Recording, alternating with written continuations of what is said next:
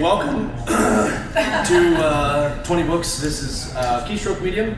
We run a YouTube channel podcast. I know a lot of your faces, some of your faces I don't know.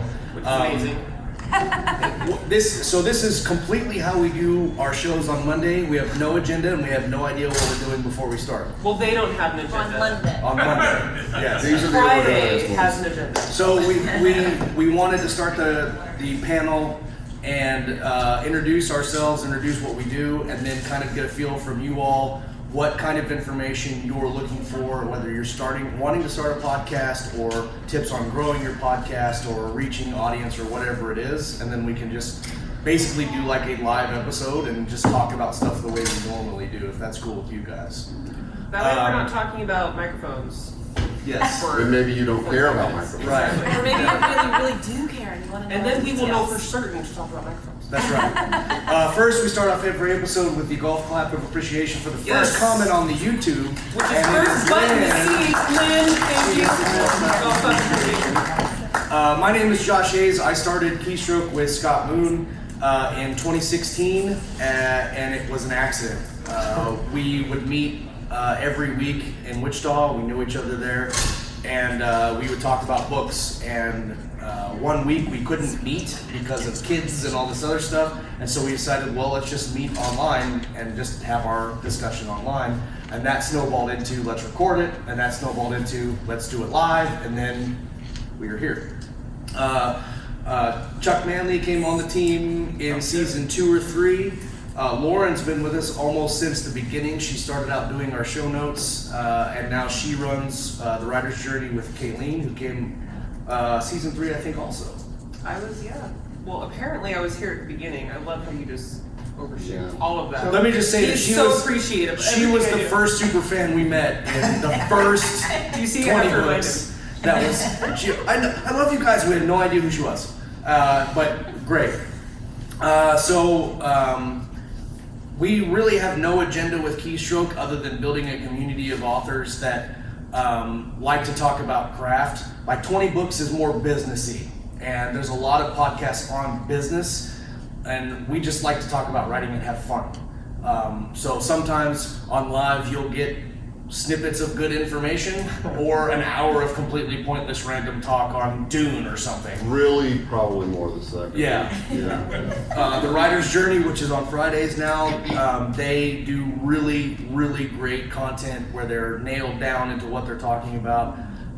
We're finishing our 6th season now. In January, we'll start season 7. And so, yeah, that's how we came to be. So I'll let them introduce themselves and then we'll roll from there. Well, since I'm standing next to him, I am Kayleen Williams. I got started with Keystroke because Lauren and I had some great ideas. We're like, hey, Josh, Scott, you should talk about this, you should do this, and more Lauren than me. But, and then we're like, you should do a podcast. We're like, no, but okay. Since it's you asking, and we really want people to know this information. Like the nitty gritty stuff about editing, stuff about crafting. It's like you don't know what you don't know. So we try to find those things that we don't know, get an expert on, and that's what we do.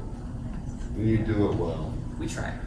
My name's Chuck Manley. I write under C. Stephen Manley. I'm the author of the Paragons trilogy, the Brace Cordova Space Opera series, and the first book of the Pickman Files trilogy. I got in with these guys because I used to do a standalone craft podcast, just me and a microphone, 10, 15-minute episodes called the Story Shots Podcast. And Josh heard it, liked it, invited me to come on, apparently they needed an unpaid intern, so he asked me to He's now the chief on to come in. He's the head of the intern department now. Yeah. So I came in to be their third wheel on the Monday night show, and if there's really nothing I enjoy more than sitting around with writers and talking about how to tell stories better and what tricks and traps you can run into doing that. So if y'all know young writers who are just getting started or folks who just want to get into it, point them towards Keystroke Medium. Lauren Moore, I was an English teacher, so I love to plan. I love to know where we're going with the show. I love to come up with questions. And I started out editing in 2016 when there wasn't a whole lot of information out there on how to actually do that, like how to become an editor. I found the book editor show, and that introduced me to you guys. Yeah, With Clark. who's in town actually. So, Nice. yeah, he wants to say hi. So that introduced me to the show, and when Josh asked us to put together a show, I said, but it's gonna be educational. Does Dun, anyone dun, dun. want to be educated these days? And it turns out Kayleen and I did. So we drag on different authors and editors onto our show, and we try to come up with something really focused topic, and dig into it as much as we possibly can in that hour that we have, asking not just what are your big ideas, but how do you implement them? How can we use that in our writing? And we've learned a lot in those 2.5 years. We're since going we into our started. 4th year. It's crazy. Yeah. Let me just say that they are the greatest at getting awesome guests. They had R.A. Yes. Salvatore on the show, and that show was the single largest number of live viewers at a time at like 260 some odd live viewers. Yeah. And that's Yeah, you guys So- had Jonathan Marbury. Yeah. If you want a tip on podcasting, especially if you want to reach more viewers, don't be afraid to ask people, hey, do you want to come on and just chat about X thing? You know, especially if they have a big viewership. That viewership is going to come to you because they want to come to them. And then they'll say, hey, well, they had them on. What other kind of cool stuff do they have? Next thing you know, you've picked up a few more people and they've talked. So that's definitely one way that you can expand your podcast.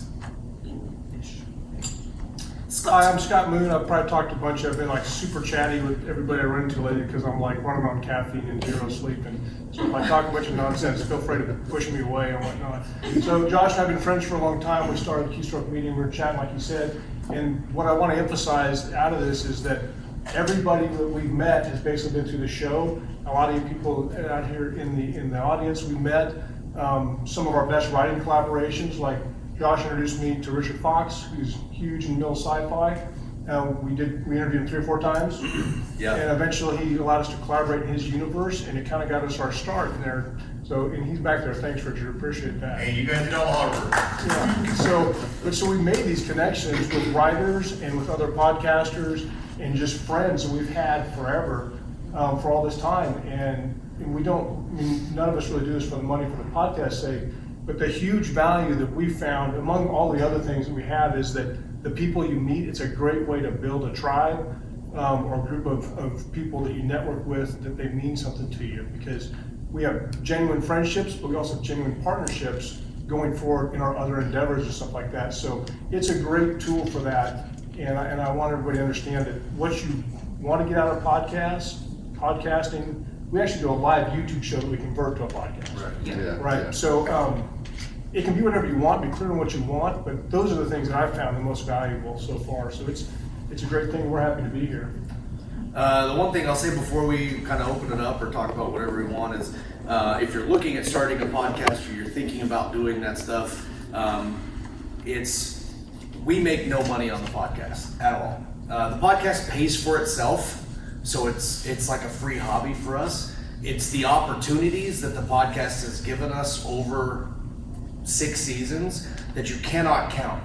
Like, it's unquantifiable. We met Richard, Jason Onsbach, and Nick Cole, the Galaxy's Edge guys. We met them, gave an opportunity to write with them. We met Craig Martelle because of the show. He wrote Craig Martelle. We're here at 20Books because of the show. If we had never done the show, we wouldn't be here.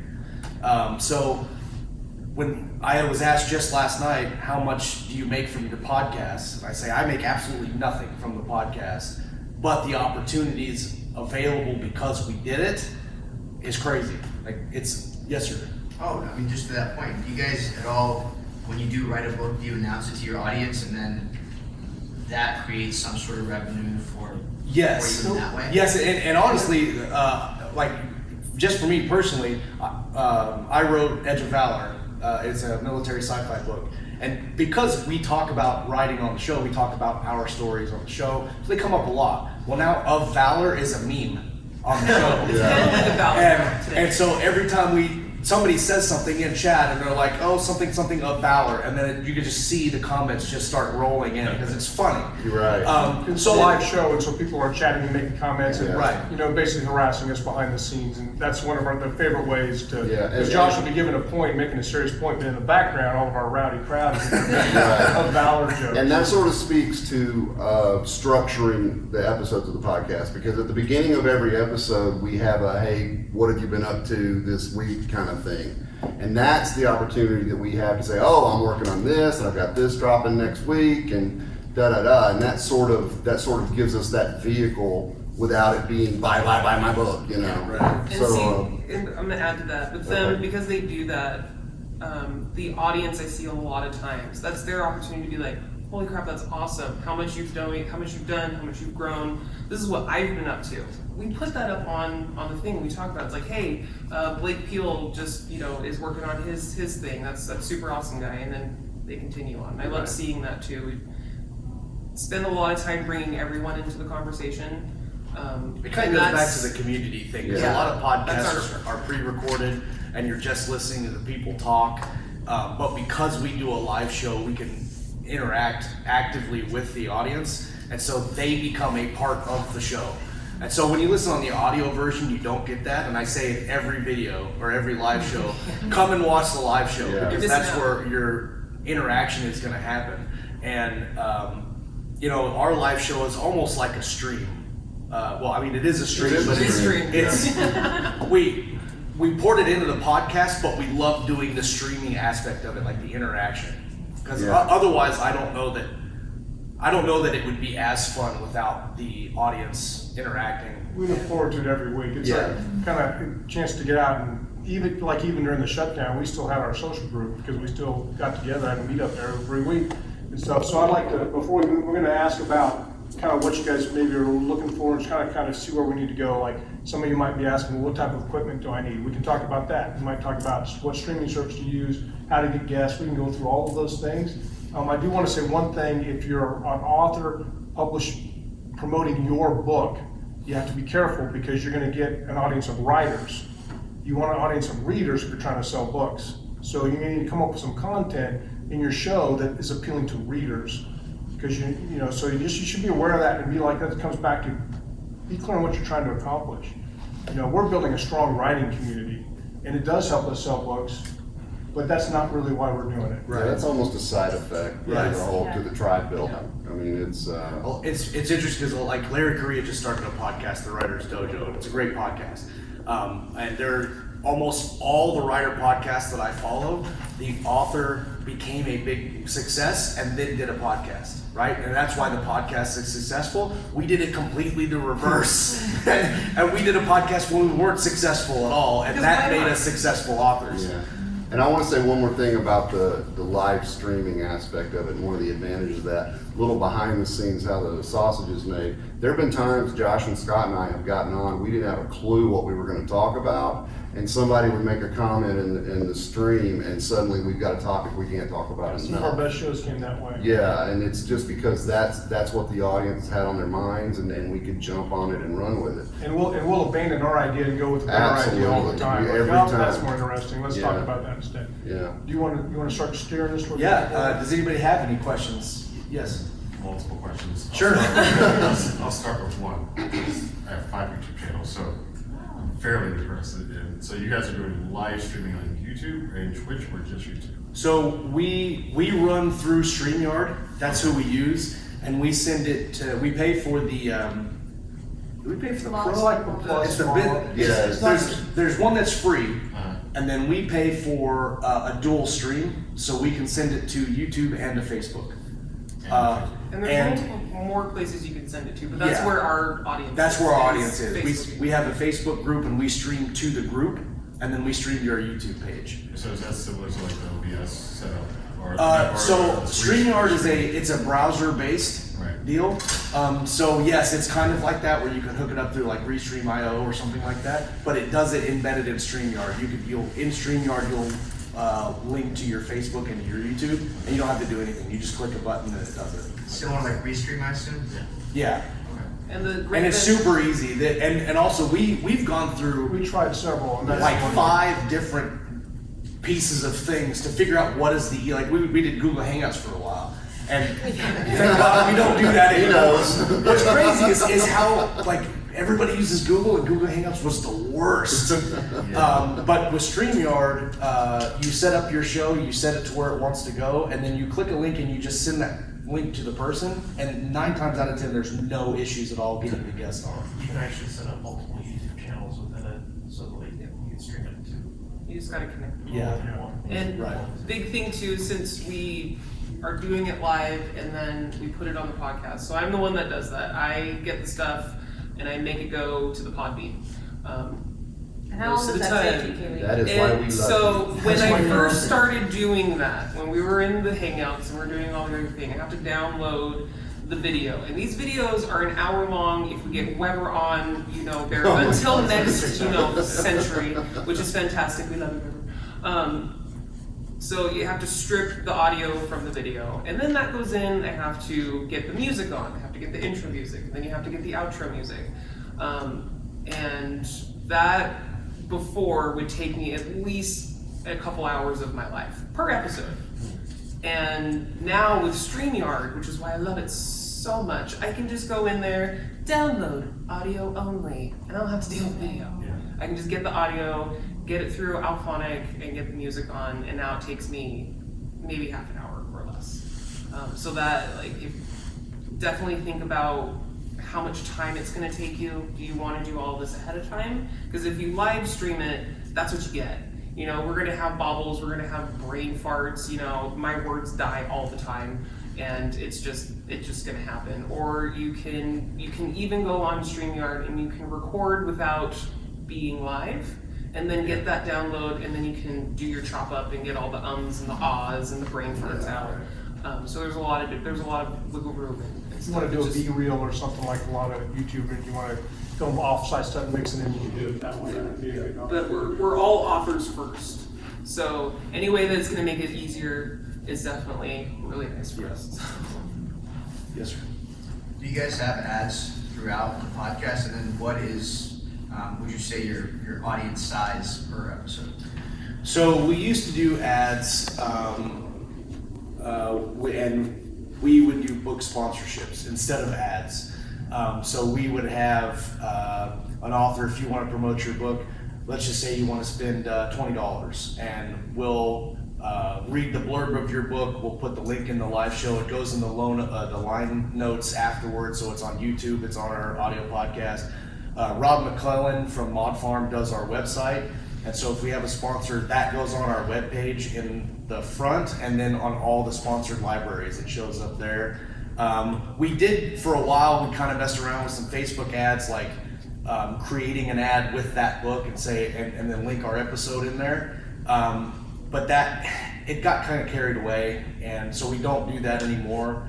We'll will start doing more sponsorship spots in season 7 because we're going to do more interviews next season. This season this year's been crazy, so we haven't done a whole lot of interviews. We just do roundtables and. Monday Live, Keystroke Medium Live doesn't do that many. Well, yeah. No, they- these guys. Yeah, you're right, Josh. Yeah. So monetization, our YouTube is monetized, but we don't even come to the threshold of to get the payoff from YouTube every month. Is you have to hit $100 a month on YouTube monetization. We don't hit that. Yes, sir.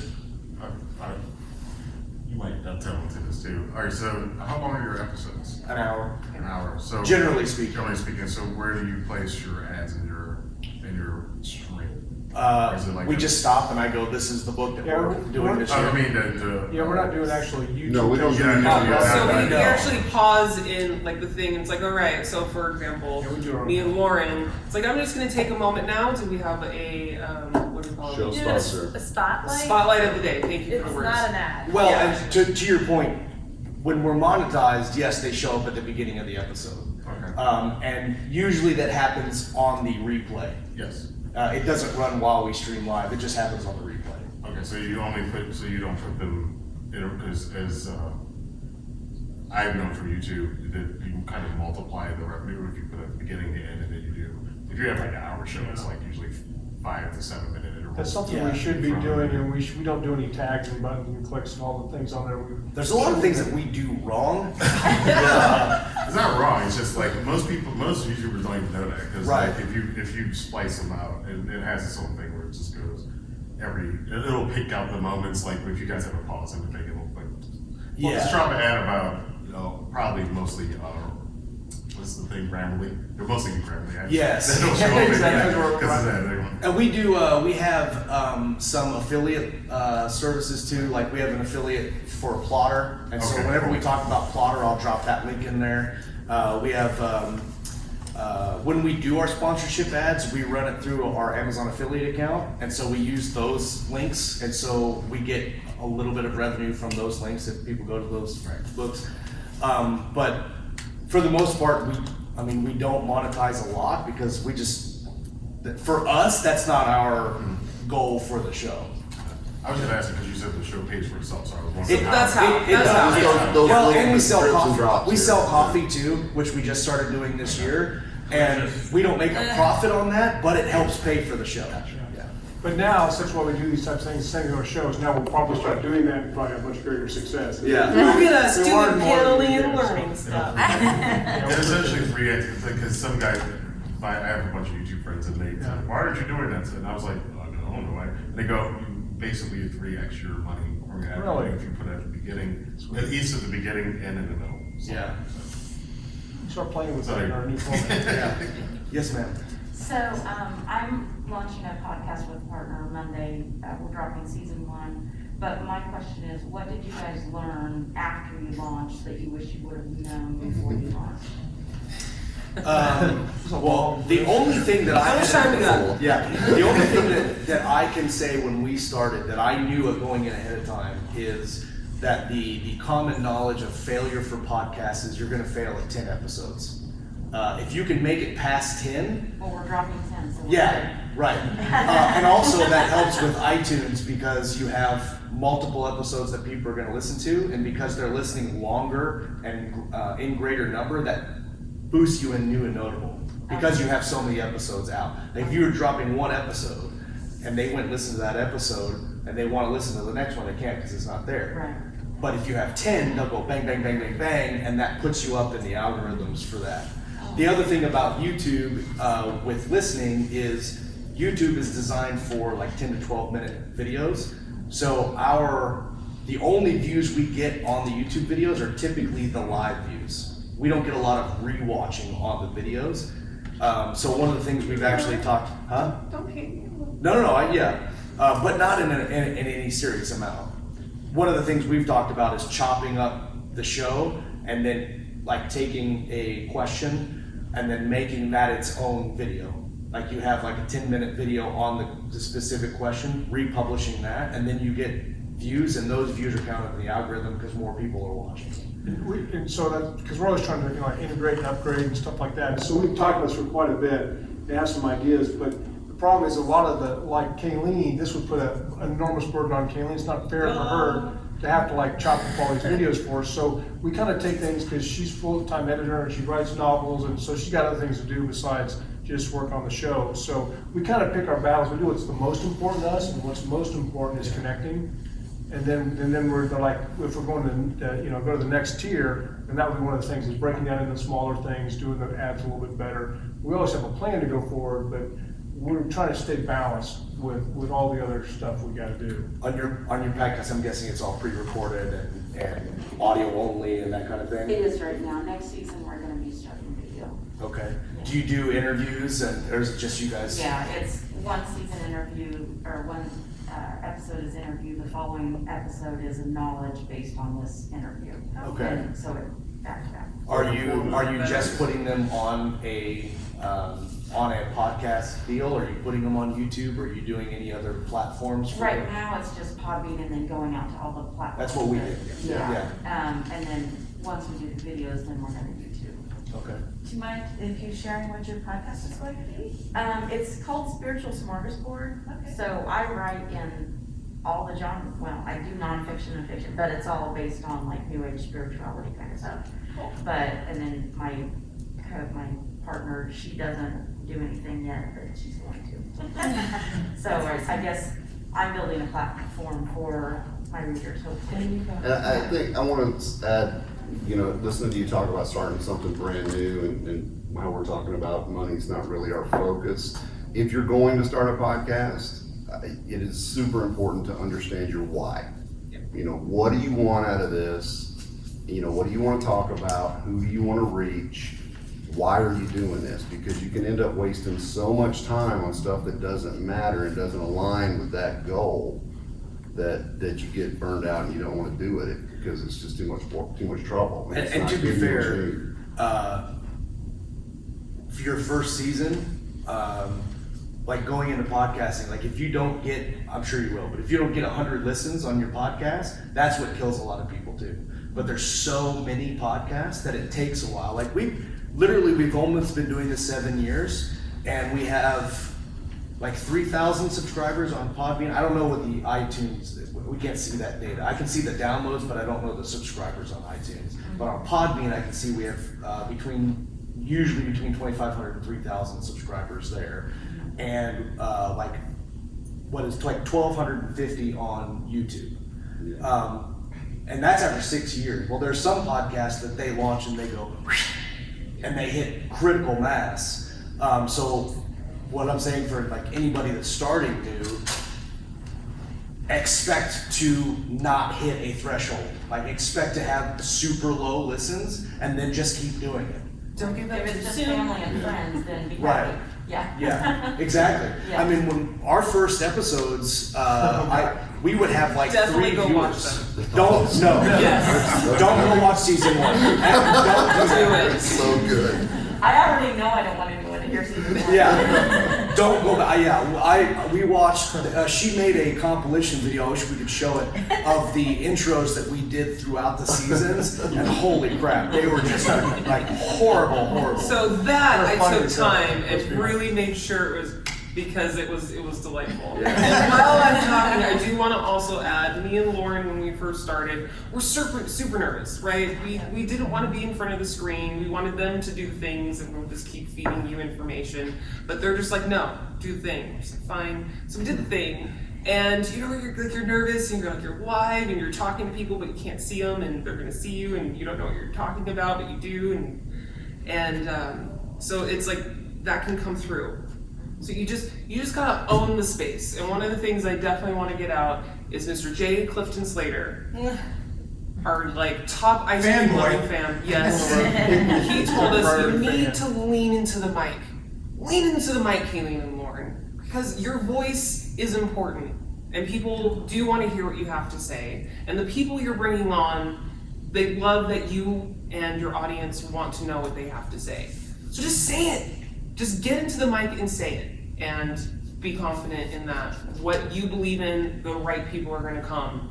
And honestly, like, there are way more people here than we thought would show up, which is just really. proof that, people do want to hear. We were just gonna pass the bourbon. Yeah, I we know, had we're a just plan like that even a party. involved drinking right here at the table, so.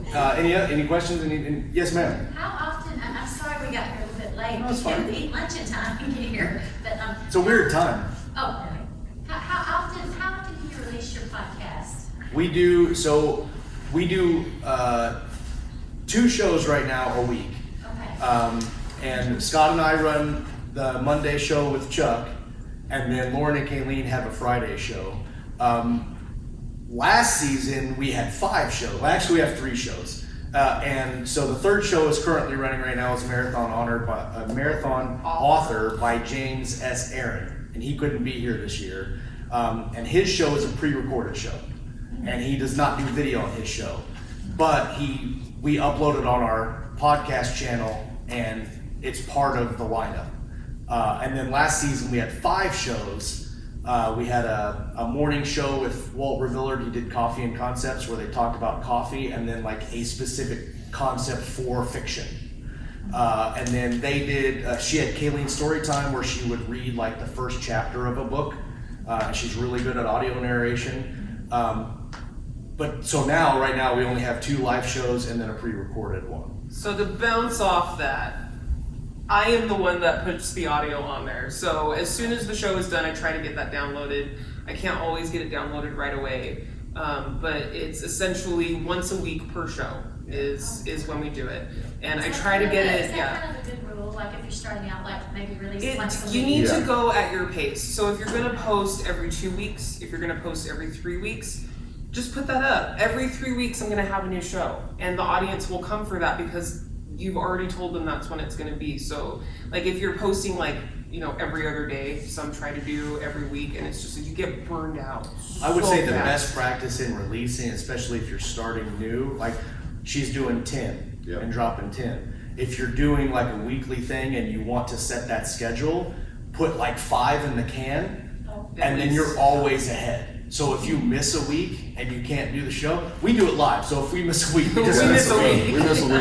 But if Too bad. you're doing it pre-recorded, you can record them in the can, set them to upload. You can just upload them all into Podbean, and then or wherever you upload them to, and then you select the date and time that it goes live. And you don't have to worry about it. It's and then super if you easy. miss one, it's fine. No one's gonna know that you missed one, and it's just you'll keep rolling. But it's the consistency that is what's gonna bring Consistency your is the audience key. in. Yeah. Consistency and audience expectations and stuff like that, because they'll forgive you a lot. And our audience knows that we're very ish on our schedule, so that works for us.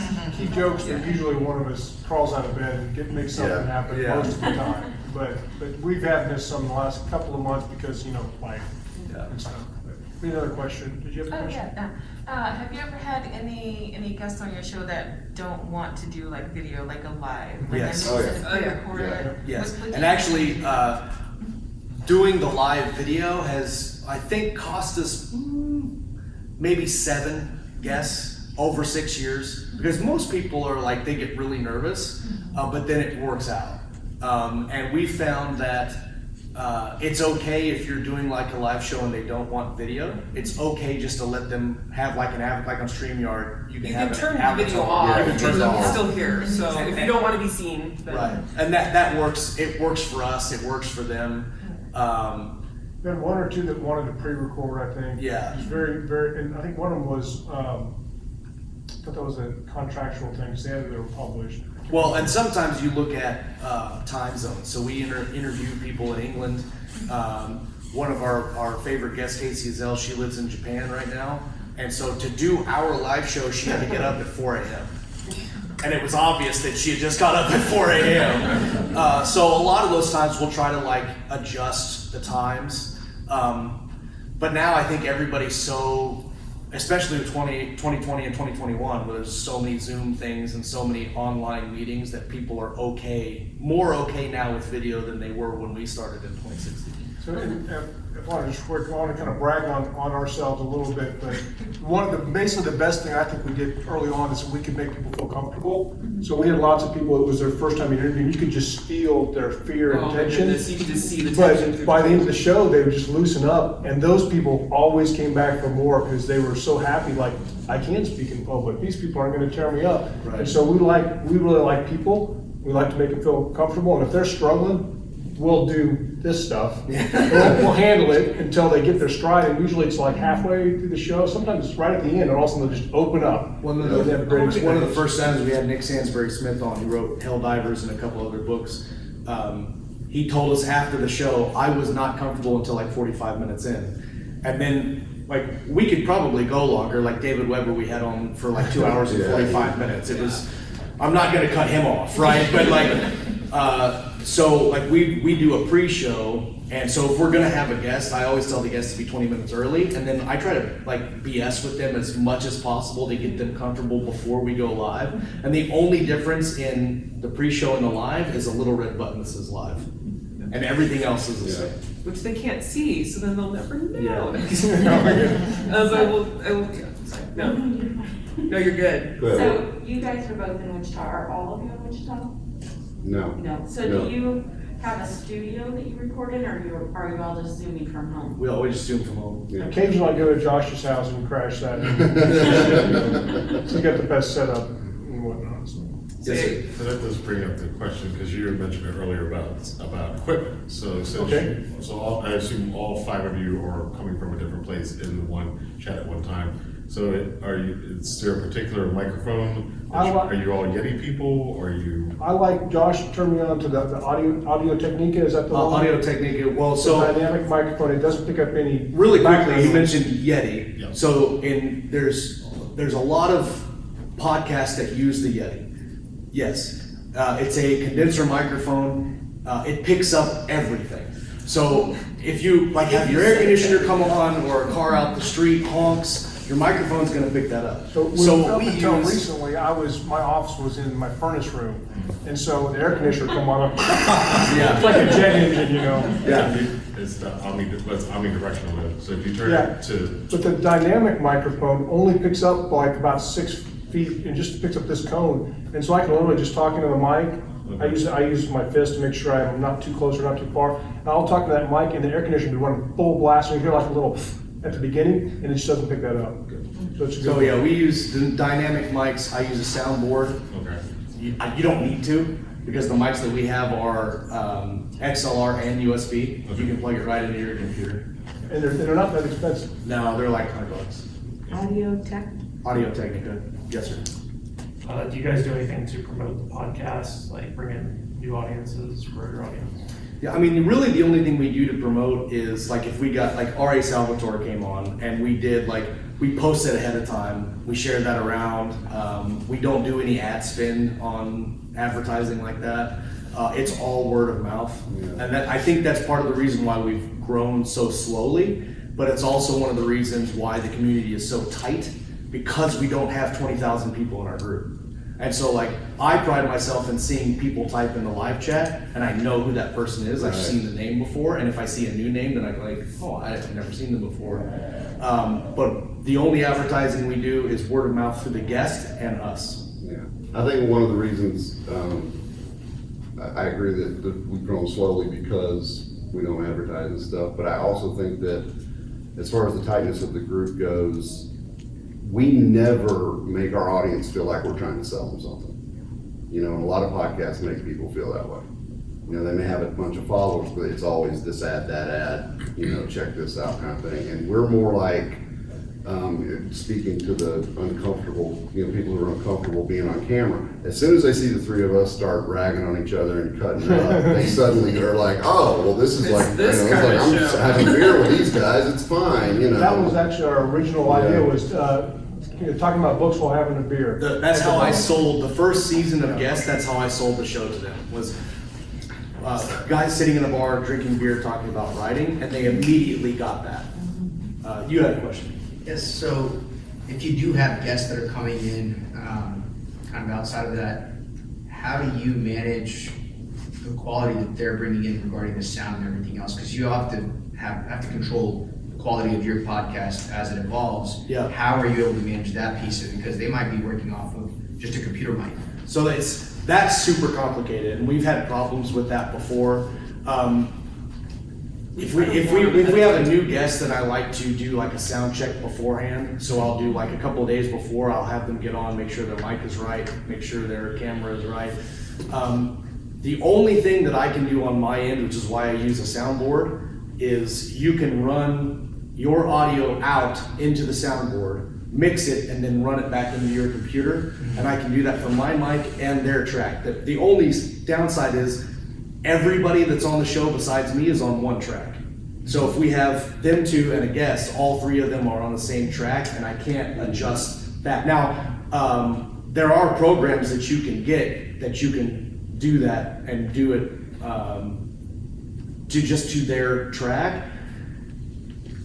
We have not had enough of a problem with audio quality with guests that's become an issue that we needed to find something. I mean, sometimes you'll get like a high-pitched crackly mic, but if you have them use like earbuds, like the wired earbuds that you get with like an iPhone or those mics are phenomenal. Those are better than any mic that, if they have like a USB or a webcam mic or whatever, have them plug in those headphones and use the earbuds, and it's really good. Sometimes you get somebody who clicks their panel on, I'm not. I don't know who you're talking about. I don't know what that's about. Yes, sir, I have no idea. For author PR, are you better off going on other people's podcasts as much as you can, or starting your own podcast? Because this is a lot of work, I understand. It is a huge amount of work. So yeah, both. When you are getting ready to release a book, and so the thing with our podcast is, if you type in author podcast, you might not get our podcast because our name is Keystroke Medium. A lot of writers' podcasts, you'll have like Writers Dojo or Writing Excuses, right? Like you can find that podcast super easily. I would definitely search out all those podcasts and get on them. Is there a platform that you recommend for pitching podcasts? Like pitching an idea for a podcast? Pitching myself to go on the other podcasts. You know what? Find their email. Hey, I saw your episode about yada yada. I am this person. I do this. I would love to come on if you have a spot open and chat about this thing. And you just put yourself out there. The worst they can do is say no. I don't know of an app that would do that, but just direct email. Yeah, I've used Matchmaker FM, but a lot of the times I'm talking to people with 3 listeners.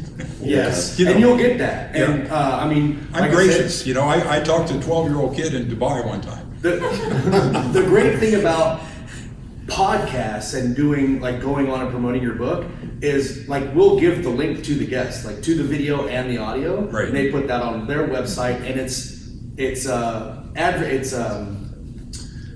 in perpetuity. That's going to be there, and they can always direct people there. It's evergreen. That's what I was like. Yeah. Thank you. Real quick, Joanna Penn has a book called Audio for Authors, and she has templates for emails. If you're pitching yourself, you want to be on her podcast. She's got examples of really good emails and examples of really bad emails. What you want to do is show you have some type of value for their show. Yeah. Not, hi, look at me, please buy my book. It's, hey, I have this expertise, I have this experience, I have whatever that would be of value to your listeners. Yeah, for me, I'm trying to schedule out what does my audience need to know next, right? What have we covered in the past? And we've been going for, working on our 3rd year, so I know all the topics that we've covered. But I'm really looking for something new for our audience that they're going to be excited about and inspired by.